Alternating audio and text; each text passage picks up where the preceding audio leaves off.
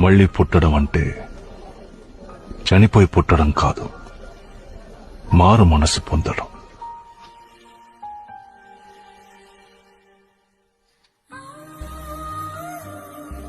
దానికి నచ్చినట్టుగానే గాలి వీస్తుంది.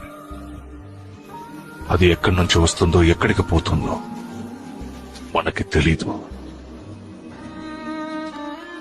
పరిశుద్ధ ఆత్మ మనల్ని తాకినప్పుడు కూడా అంతే. దేవుడు లోకాన్ని ఎంతగానో ప్రేమిస్తున్నాడు. అందుకే ఆయన తన కుమారుణ్ణి భూమి మీదకి పంపించాడు. ఆయన్ని విశ్వసిస్తే నీకు నిత్య జీవం లభిస్తుంది.